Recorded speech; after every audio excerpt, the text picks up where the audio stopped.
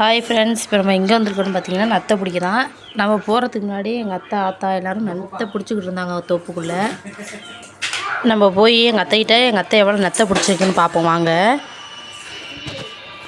இந்த கொள்ளையில் பிடிச்சிட்டாங்க, அவ்வளோதான். அதோட அடுத்த கொள்ளைக்கு போவோம். அப்படியே எங்கள் அத்தை எவ்வளோ பிடிச்சிருக்குன்னு பார்ப்போம் வாங்களேன்.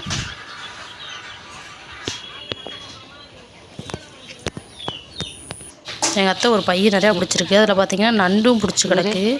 ஒரு 4-5 நண்டுக்கு மேலே இருக்குது. அது எதுக்குன்னா ரசம் வைக்கிறதுக்கு. இங்கே கீழே பார்த்தீங்கன்னா தெரியுதா நத்தை.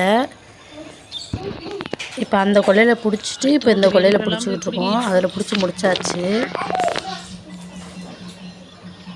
ஒரு நண்டு கிடச்சிருச்சு. நண்டு தானே கலக்காத, இப்படி வா. அந்த ஓரத்தில்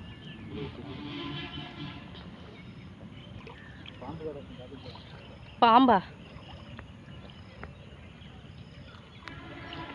இந்த ஒரு நத்தை மிதக்குதே, இது வேணாமா?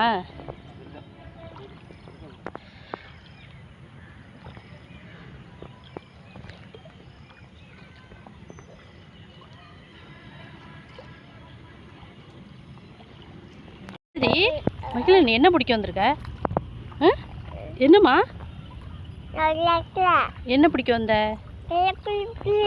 அச்சோ, அப்பா கூப்பிடு, அப்பா கூப்பிடு. தம்பி ரொம்பவே ஜாலியாக இருந்தான். எனக்கு ஒரு நத்தையும் கிடைக்கலாங்க. நான் 2 தான் பிடிச்சேனே. அவங்க விறுவிறுன்னு பிடிச்சிக்கிட்டு இருந்தாங்க.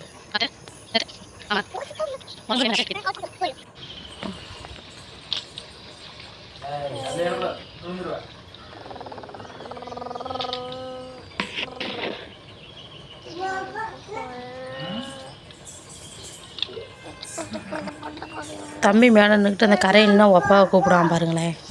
அவங்க அங்கே நெத்தை பிடிச்சிட்டு இருக்காங்க பாருங்கள்.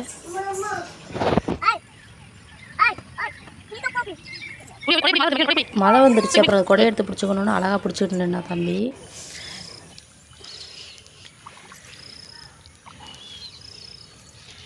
மகிழன் தான் ஒரே ஜாலியாக இருக்கான் தண்ணிக்குள்ளே நடக்கவும். எங்கள் காமி கையில், இங்கே காமி செல்ல அப்படியே பிடிச்சி போடுங்க.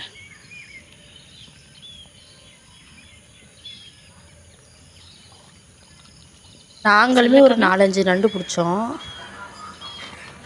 இந்த நண்டை என்ன பண்ணுவாங்கன்னா ரசம் வச்சு பிடிச்சா சளிக்கு நல்லதுன்னு சொல்லுவாங்க. அதனால் ஒரு கிடச்சப்ப ஒரு 4-5 நண்டு பிடிச்சிக்கிட்டோம்.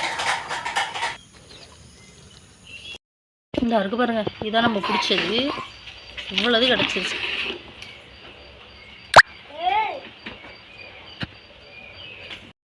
இரு, அப்பா கொட்டுட்டு பார்ப்போம்.